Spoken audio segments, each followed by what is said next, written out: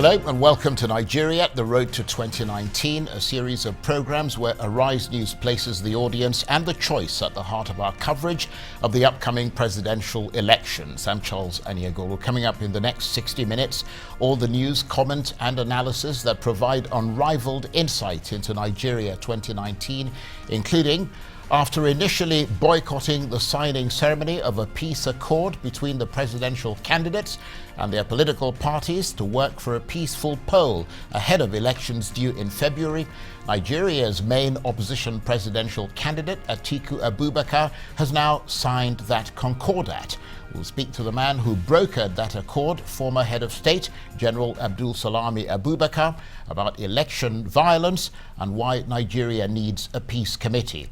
And later, we'll speak with a leading PDP member of the House of Representatives, Sergius Ogun, about the ongoing standoff between the National Assembly and President Buhari over his decision to veto the Electoral Act Amendment Bill.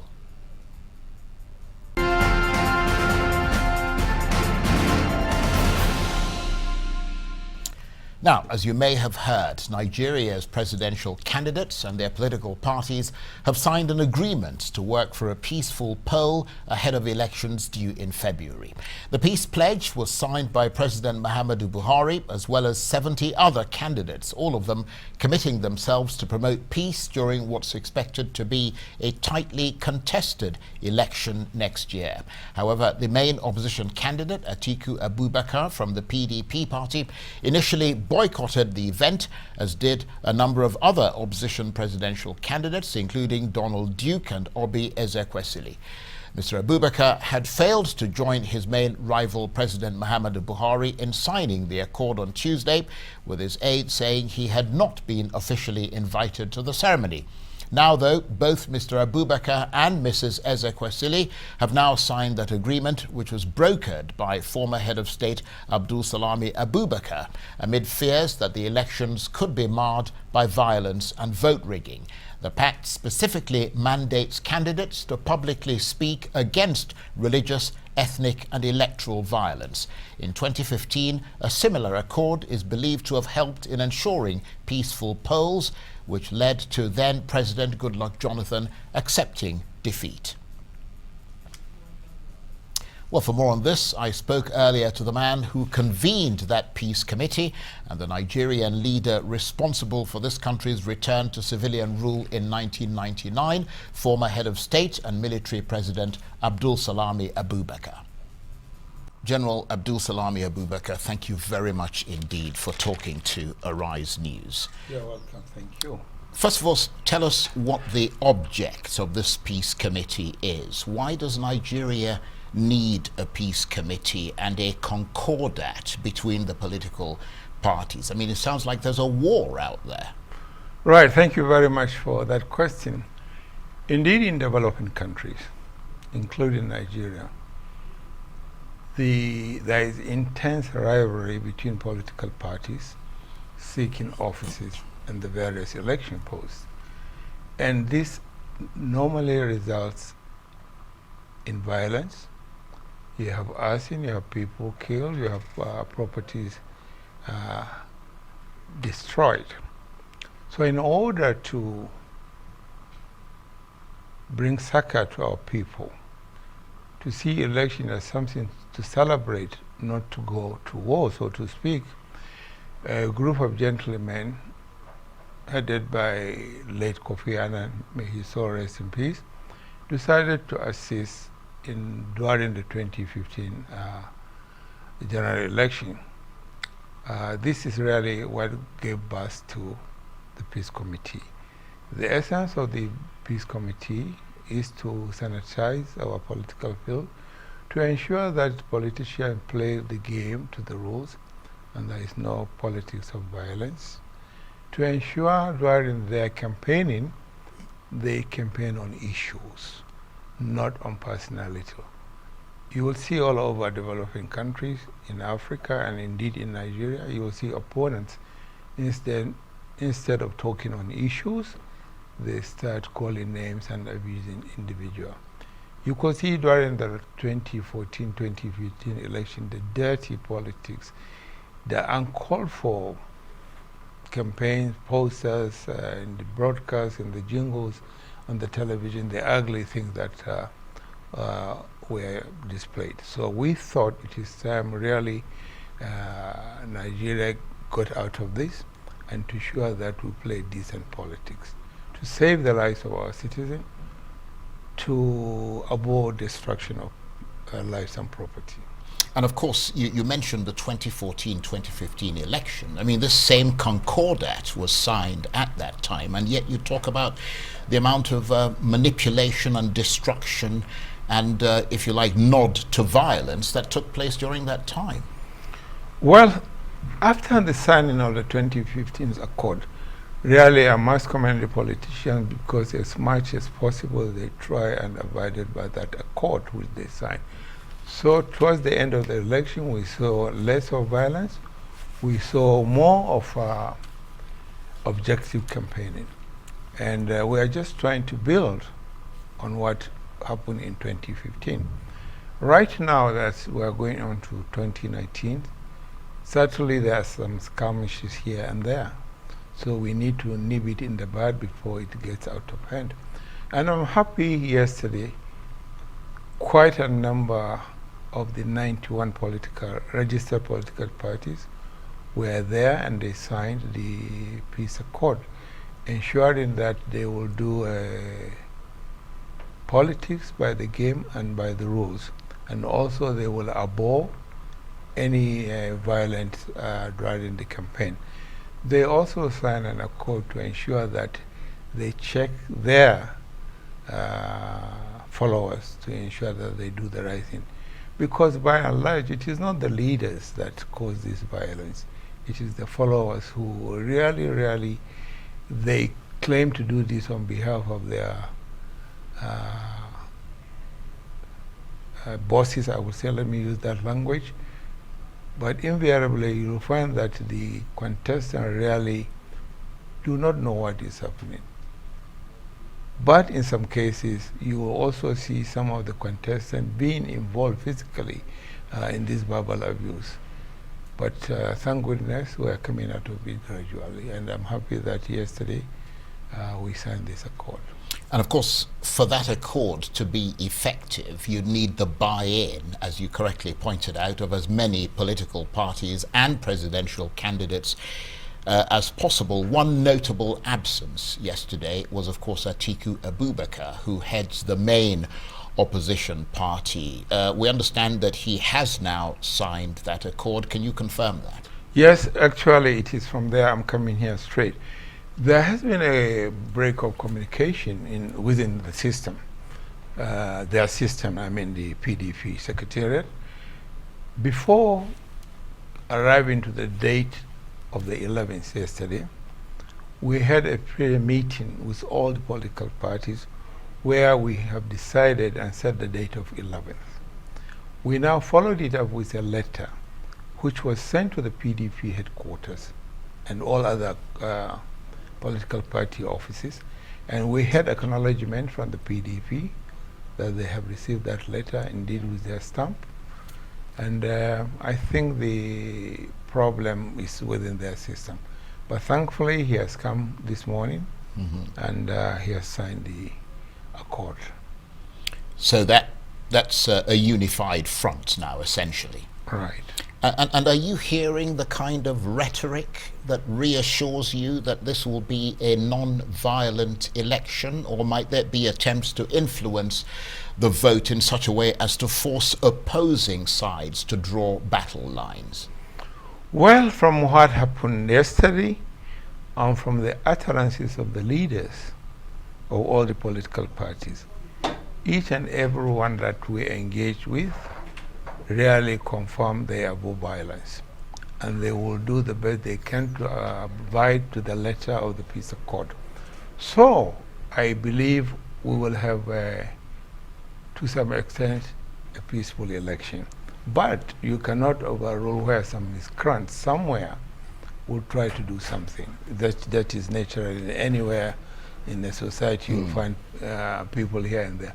But by and large, I am encouraged with the utterances of the leaders of the parties, and I hope they will abide by what they signed.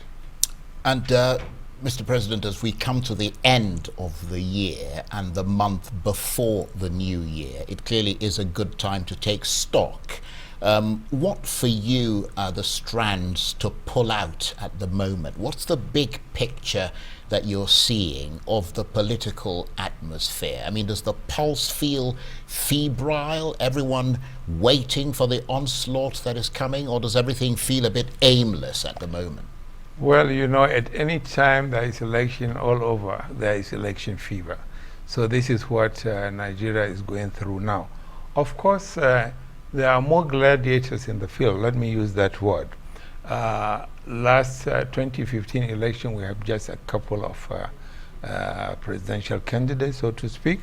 Today, as we are speaking to you, we have 73 candidates who aspire to contest for the presidency. And I think that will gladden the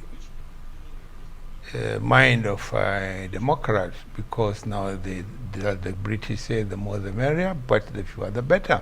But again, you can understand now that the field for democracy has been opened, and people are free now to join whatever party they want. But again, the citizen, I will say, have a lot of options to at their disposal to decide which party they want. So certainly, as we go into electioneering campaign, there is going to be an interest in. We will see as we go along. We'll see a lot of mergers and buy-in with the political parties, because certainly, yes, there are 91 registered political parties, but I must say, some of these parties, so to speak, are really now in I would say embryo state, where they are growing. But so it is. You were, of course, the military head of state who took over from the late General Abacha in 1998, and you were quick to lay a roadmap to civilian rule, and you eventually handed over on schedule to President Obasanjo. In effect, you set this country on the path to democracy, and you have won a lot of prestige, a lot of praises and popularity for that, both in Africa and the world. What do you remember of that period? And the follow-up to that would be, how do you think Nigeria has evolved politically since then? Well, let me say, when destiny brought me to take over as the head of state of Nigeria, the country was at precipice, where there is a lot of agitation to get the military out of governance back to the barracks.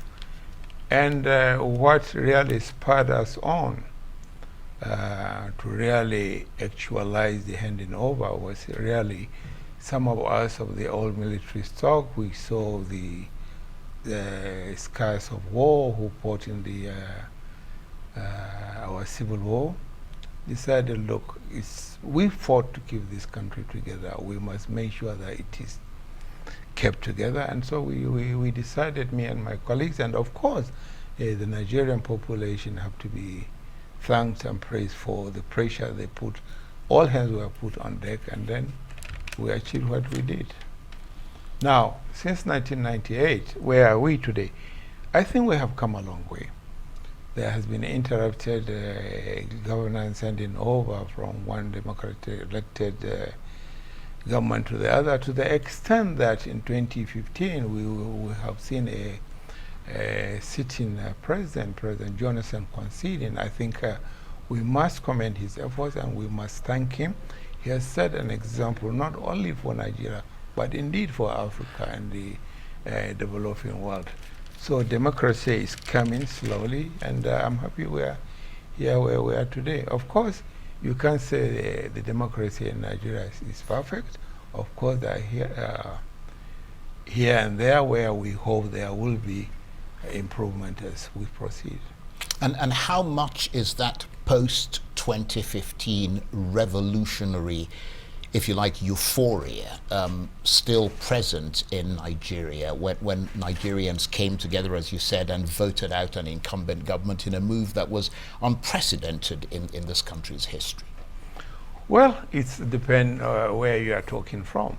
Of course, a lot of progress have been made. Of course, when you are talking of democracy, you will always find the ruling party ruling, and of course, you will find the opposition always trying to criticize the government in power, but that is what it should be. The job of any government party in power is to govern, and the opposition to check and make sure that the government is kept online to do the right thing. I'm happy by and large this is being done, although it's not perfect, but gradually we're getting there. Do you think the current government should be given a chance to stay on and finish the job that they started, or do you think that somebody else should take over from them? Well, we should leave it to the electors to decide. It's not for me to say that.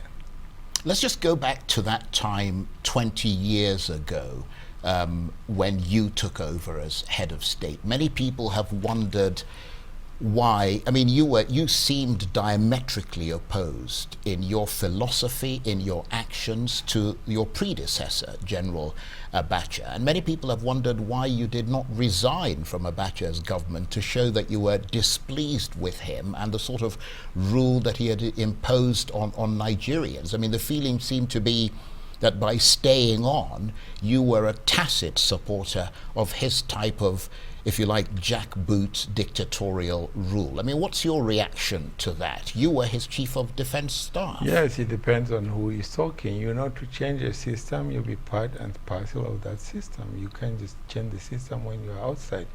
Even if you are outside, you are more effective if you are within the system.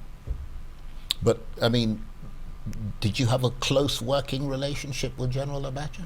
Well, of course we did. But again, the buck stops with the president.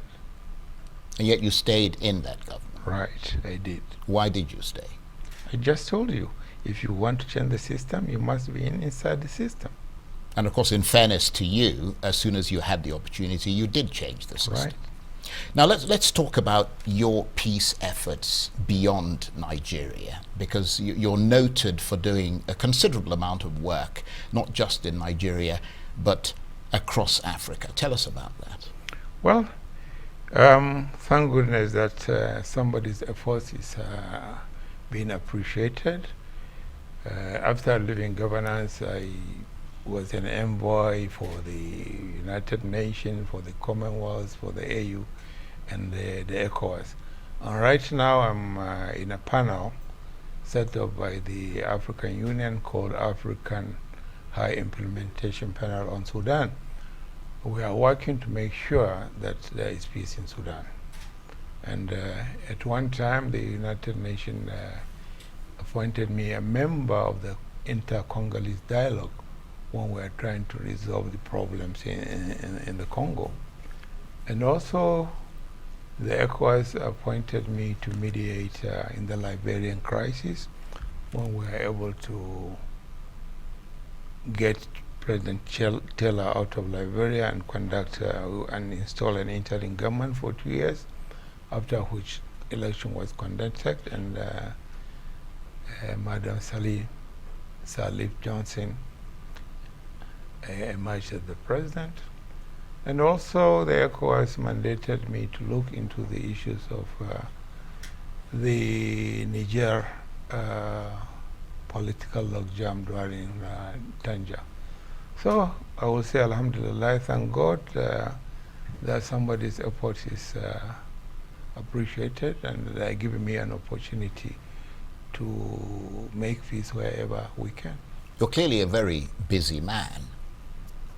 Well, thank goodness that somebody is healthy and is still able to contribute his own quota to humanity.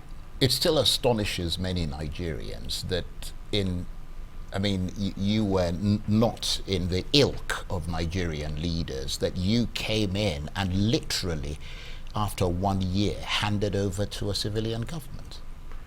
Well, That's almost as unprecedented as the handover in 2015 from an incumbent to a newcomer. well, like I say, one, we thank Almighty God for his guidance, and we thank Nigerians. Actually, it is Nigerians that made it happen. Initially, when we said we're leaving, nobody believed us. They say it's the same old song. But later on, as we progress, they realize, yes, we are serious, we are leaving. So they joined to give us the support, and that took us to the handing over. You, of course, worked with a number of military heads of state. You worked with Abacha, you worked with Babangida, you worked with Obasanjo. To some extent, you also probably worked with Buhari in some capacity. I mean, as you look at the future of Nigeria, do you see that as the end of an era and the beginning of a new era, and therefore there should be a clearing out of the wardrobe, as it were, to give new blood, new chance? Well, everything depends on where you are coming from and who is talking. Certainly, when you look at the secession process in our democratic field, you could now see gradually younger generation are coming to take over, and you could see in the wisdom of the National Assembly and Mr. President, they signed a bill called Not Too Young to Run. I think we are in that process where the older generation are going to fade away and the younger ones are taking over. By and large, if you look at the legislatures you have today and the governors in the state, they are fairly young people. And by the area of the 73 presidential aspirants you have today, you can see they are fairly young people. And I believe gradually, give it 10 years in the making, naturally the older generation, my class and so on, were going to fade away. Very quickly and finally, what inspires you, and what message would you like to leave for Nigerians who are coming after you in the political field? Well, I do hope and I pray we will reach a stage where every Nigerian will think Nigeria first. At the time, at this moment, you will find that we are thinking about our local government first, our state before Nigeria.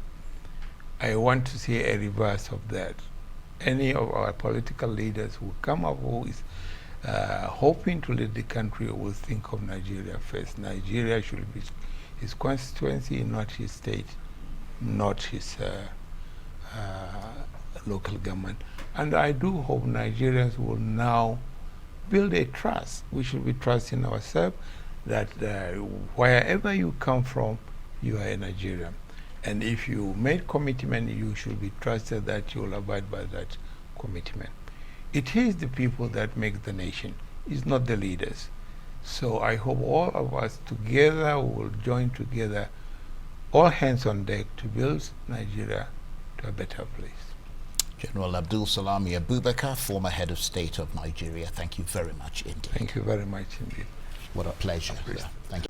That's the former head of state and military president AbdulSalam Abubakar, who was responsible for this country's return to civilian rule in 1999, and who, of course, is the convener of that peace committee, the peace accord that's just been signed by most of the political parties, talking to me earlier. You're watching Nigeria, the road to 2019. Plenty more still ahead, including as the debate over President Buhari's decision to veto the Electoral Act Amendment Bill rages on.